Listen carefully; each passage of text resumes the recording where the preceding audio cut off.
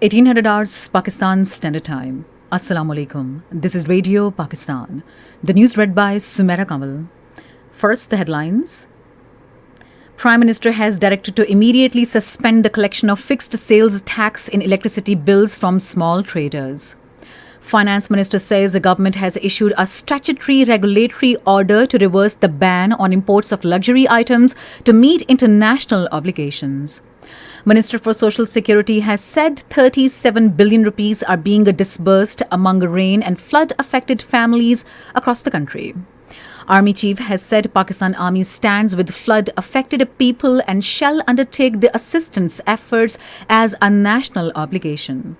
All parties Read Conference has deplored that Modi-led fascist Indian government is hell-bent to impose Hindutva ideology in illegally occupied Jammu and Kashmir and turn Muslim majority territory into a Hindu majority region.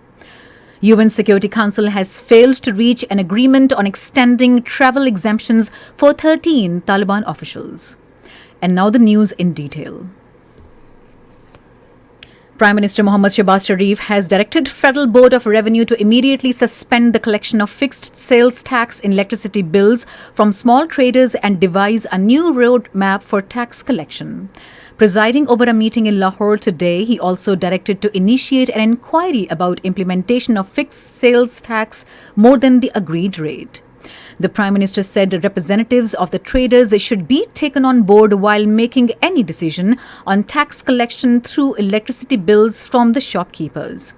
Reiterating his commitment to take all possible measures for the financial security of the poor, Shehbaz Sharif directed all relevant ministries and authorities to immediately finalize an effective mechanism to reduce electricity rates to provide relief to the common people. Finance Minister Miftah Ismail says the government has issued a statutory regulatory order to reverse the ban on imports of luxury items to meet international obligations.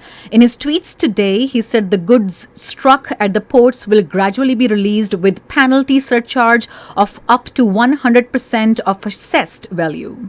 The Finance Minister said Tariff Policy Board will soon come up with new regulatory duty rates that would ensure that the country's limited foreign exchange is spent on essential items and not on these items that have been banned. He said we must live within our means.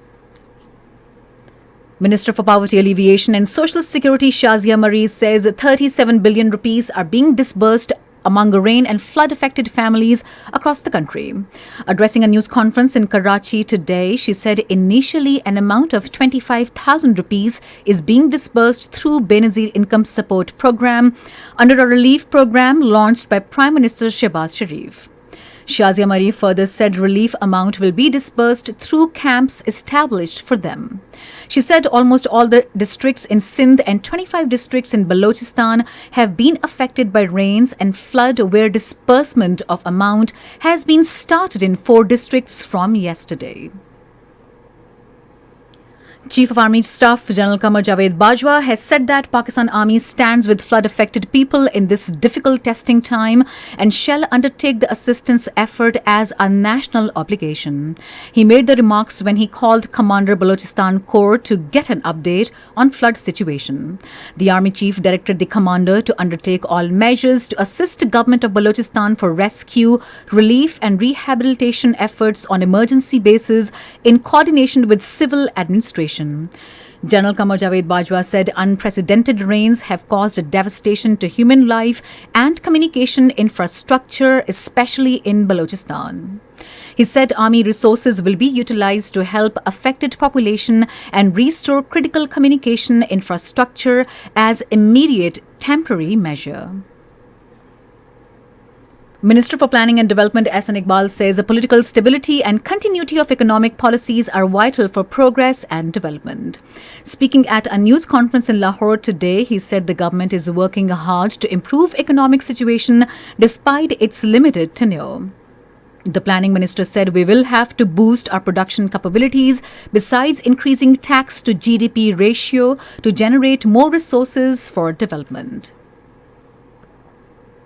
The Director General Pakistan Broadcasting Corporation Sohail Ali Khan says Radio Pakistan, being custodian of oral archives of the country, has played an important role for the preservation, promotion of cultural heritage. Presiding over a meeting at Broadcasting House in Lahore today, he said the classical music research cell established at Radio Pakistan Lahore will be upgraded on priority basis. This is Radio Pakistan. Foreign Minister Bilawal Bhutto Zardari will embark on an official visit to Germany, Denmark, Sweden and Norway from Monday. According to Ministry of Foreign Affairs, besides consolidating and expanding bilateral cooperation with these important partners, the visits will provide a valuable opportunity to further strengthen Pakistan's engagement with Europe and to share perspective on regional and global issues. In addition to meeting his respective counterparts in Berlin, Copenhagen, Stockholm and Oslo, the foreign minister will also interact with the media. The focus of the visit would be on further deepening and broadening Pakistan's economic engagement with these key export destinations and identifying more opportunities for our people. The foreign minister is also scheduled to sign a Green Framework Engagement Agreement with Denmark, focusing on climate change cooperation, a priority area of the government. The All-Party Hurriyat Conference has deplored that Narendra Modi-led fascist Indian government wants to impose Hindutva ideology in Indian illegally occupied Jammu and Kashmir and turn the Muslim-majority territory into a Hindu-majority region.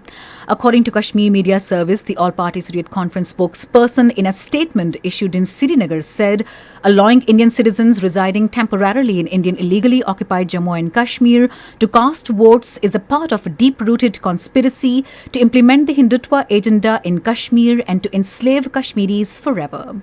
He said the latest move of Modi regime to defranchise the Kashmiris is yet another attempt to make Kashmiris aliens in their own homeland. The United Nations Security Council has failed to agree on extending for travel exemptions for 13 Taliban officials. In a statement, UN diplomats and Russia and China want to allow all 13 to continue to travel, enabling them to talk to foreign countries. The US and Western nations are opposed to it because Taliban didn't materialize the promise regarding women's rights and formation of an inclusive government. Russian President Vladimir Putin has expressed a willingness to grant permission to the United Nations to inspect the Zaporizhzhia nuclear complex in Ukraine under the control of Russian forces. The Kremlin made the announcement in this connection after a call between President Putin and his French counterpart Emmanuel Macron. The plant has been under Russian occupation since early March, but Ukrainian technicians still operate it under Russian direction. The Director General of the UN's International Atomic Energy Agency, Rafael Grossi, has welcomed Putin's statement and said he was willing to lead a visit to the plant himself. In Somalia, at least 12 people have been killed after militants attacked a hotel in capital Mogadishu. The attackers blasted their way into the hotel with 2 car bombs before opening fire. The gunmen were holding an unknown number of hostages on the second floor. In Turkey, 15 people were killed while 22 others injured in a road accident involving a bus and an ambulance in southeastern part of the country. In a statement, the governor of Gaziantep Province, Davut Gul, said an accident involving a bus, an emergency team and an ambulance took place between Gaziantep and Nizip. The third and final one-day international of 3-match series between Pakistan and Netherlands will be played at Rotterdam tomorrow.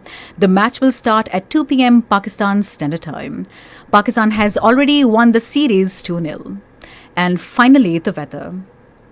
Rain with wind and thunder shower is expected in northeast Balochistan, Punjab, Khyber Pakhtunkhwa, Upper Sindh, Kashmir and Gilgit-Baltistan during the next 12 hours. Heavy falls are also likely at isolated places in northeastern Balochistan and Khyber Pakhtunkhwa during the period.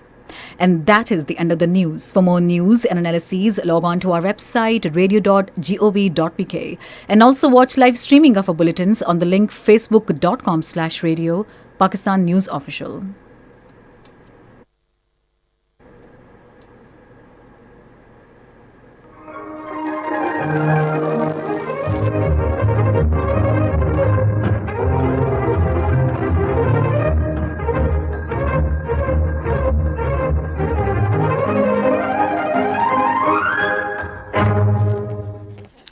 Assalamu